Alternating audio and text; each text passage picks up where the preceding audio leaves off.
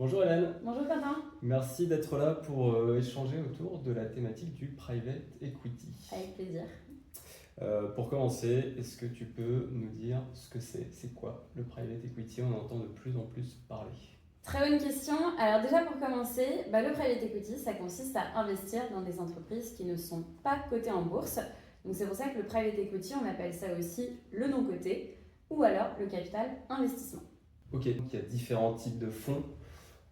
Est-ce que tu peux nous en dire plus par Ouais. rapport à ça? Bien sûr. Alors en gros, il y a deux grands types de fonds de private equity. On a déjà ce qu'on appelle les fonds primaires. Les fonds primaires, ils accompagnent les entreprises et un fonds primaire, il peut se positionner à 3 différents stades de développement d'une entreprise. Déjà, on va avoir le capital innovation, c'est-à-dire que c'est uniquement des fonds primaires qui vont accompagner des entreprises qui sont en création, des startups. Ok. Ensuite, on a des fonds de capital développement.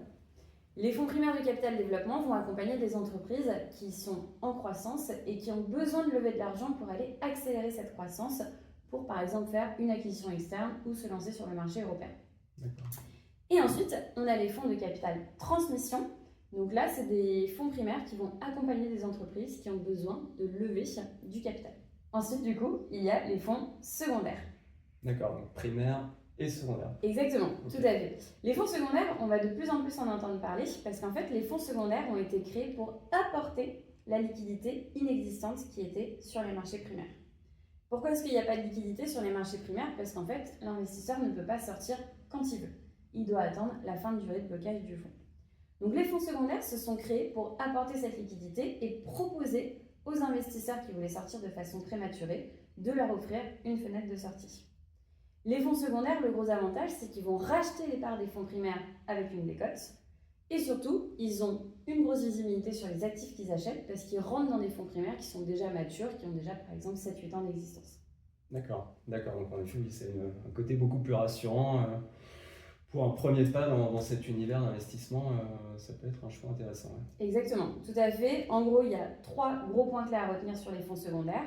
C'est j'achète avec une décote, j'achète des actifs où j'ai une belle visibilité et j'ai un retour sur investissement qui va être plus rapide que quand j'investis directement dans un fonds primaire parce que du coup, j'ai pris mes parts du fonds primaire tardivement. Je suis rentrée qu'à la 7e ou à la 8e année. On parlait de retour sur investissement.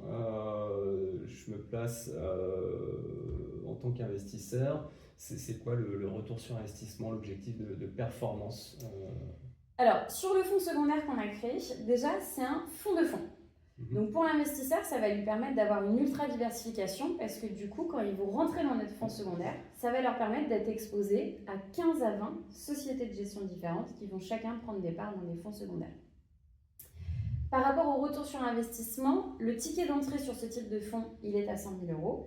Mais déjà, j'ai la possibilité de le décaisser sur 5 ans. Les 2 premières années, je vais être appelé de 50%. Et ensuite, les 3 années suivantes, je vais être appelé de 50%.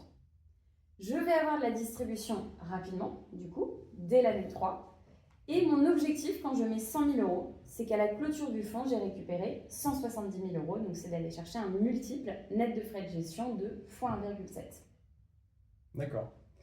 Ok, donc si je résume un petit peu, donc on a un engagement de 100 000 € qui est quand même une somme importante, mais la possibilité de pouvoir le décaisser sur Exactement. 5 ans Tout à avec fait. un retour sur investissement, un objectif en tout cas de retour sur investissement dès l'année 3. Exactement, Ok. tout à fait. Ce qui veut dire d'ailleurs que quand j'ai un engagement à prendre de 100 000 €, vu que dès l'année 3, 4 et 5, je vais toucher de la distribution avant même d'avoir tout décaissé, et en réalité, je vais décaisser que 70 000 € parce que je vais avoir touché 30 000 € de distribution qui vont m'avoir permis de payer mes appels de fonds de l'année 3 à l'année 5. D'accord, ok, c'est très clair. C'est très clair. Très concrètement, comment est-ce qu'on y accède à cette solution de... Alors, à cette solution, on y accède donc au travers d'un véhicule qui s'appelle un FPCI, un fonds professionnel de capital investissement, avec du coup donc le ticket à 100 000 que je peux décaisser en 5 appels de fonds. C'est une souscription qui est 100% digitale et surtout les appels de fonds sont à date fixe, donc on a un calendrier qui est définitif pour que les investisseurs puissent justement bien gérer leur appel de fonds. D'accord, ok, donc une visibilité sur le Exactement, décaissement. tout à fait. D'accord. Et donc on parle de rendement, de performance et d'objectifs qui sont quand même très intéressants. J'imagine qu'il y a aussi des risques. Est-ce que tu peux nous en dire plus Bien sûr. voilà. Alors, en effet, il y a des risques. Les deux principaux risques, c'est que c'est un fonds qui n'est pas liquide. Donc, on a un risque d'illiquidité. Si je veux sortir du fonds à tout moment, je ne peux pas parce que je suis dans l'univers du non-coté.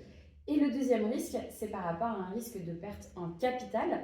Forcément, quand je mets 100 000 euros, ce n'est pas garanti.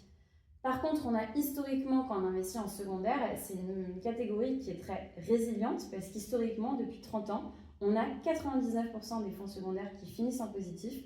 Donc, seul 1% des fonds secondaires ont perdu de l'argent depuis 30 ans. D'accord. Oui, donc des stats plutôt Qui sont intéressantes rassurantes, et exactement. rassurantes. Tout à fait. Et une très grande diversification par cet univers du Tout à fait. fonds, de fonds qui permet de bien mutualiser les risques. Exactement. D'accord. Ok. Merci beaucoup, Hélène. Avec plaisir, Quentin.